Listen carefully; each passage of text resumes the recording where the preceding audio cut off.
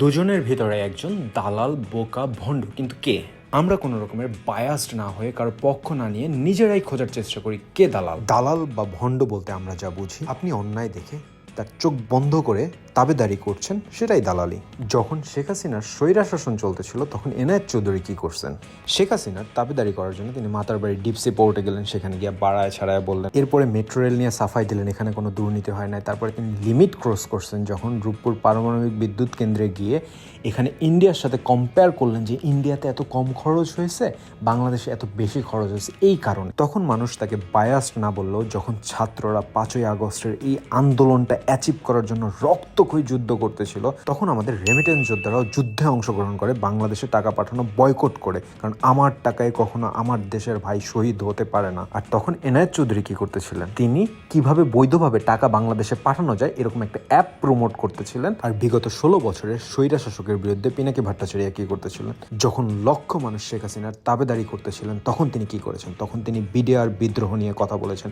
যেই বিডিআর বিদ্রোহ নিয়ে সেনাবাহিনীর লোকজন কথা বললে গুম হয়ে যেতেন, তখন তিনি ইসকন নিয়ে কথা বলেছেন। তখন তিনি দুর্নীতি নিয়ে কথা বলেছেন। তখন তিনি 2013 সালে নির্মমভাবে হেফাজতে ইসলামের মানুষজনকে মারা হয়েছে, তিনি সেটা নিয়ে কথা বলেছেন। এই ফ্যাসিস্ট সরকার মানুষকে আয়না ঘরে পাঠিয়েছে, নিরাপরাধ মানুষকে গুম করেছে, কেউ আওয়াজ তুলতে গেলে তার আওয়াজকে দাবিয়ে রাখার জন্য সকল কিছু করেছে এই ফ্যাসিস্ট সরকার। আর তখন তিনি বাংলাদেশ না, ন্যাশনাল না, ইন্টারন্যাশনালভাবে বাংলাদেশকে কিভাবে বাঁচানো যায় সেটার জন্য সকল ধরনের চেষ্টা করেছেন। আমাদের আন্দোলনকে ইন্টারন্যাশনালভাবে রিপ্রেজেন্ট করেছেন এই পিনাকি ভট্টাচার্য।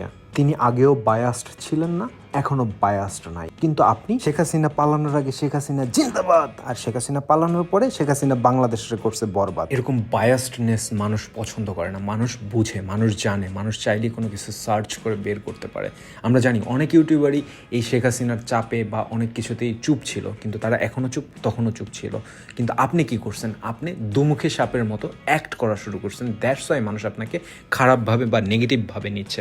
আপনি যদি সাইলেন্ট থাকতেন, আপনি আগে যে ভুল করছেন সেটার যদি প্রায়শ্চিত্ত হিসাবে কোনো কথা না বলে জাস্ট আপনার নর্মাল অ্যাক্টিভিটিস করে যেতেন, আপনাকে কেউ বায়াসড বা কেউ নেগেটিভ ওয়েতে নিত না। কিন্তু আপনি যখন নিজেকে কচি খোকা বানানোর চেষ্টা করতেছেন যে আপনি কিছুই করেন না, আপনি নিষ্পাপ শিশু, কিন্তু আসলে তো না, সবাই জানে। আপনি যদি বায়াসড না হন, আপনি যদি সৎ হন, পারলে বর্তমানে কেউ একজন ক্ষমতায় আছে, তার একটা দুর্নীতি বের করে ইনভেস্টিগেটিভ একটা ভিডিও বানান সাহস থাকলে। আপনি নিজে যদি প্রিভিয়াসলি কিছু ভুল করে থাকেন, একসেপ্ট করেন ভাই। একসেপ্ট করা তো আর খারাপ কিছু না।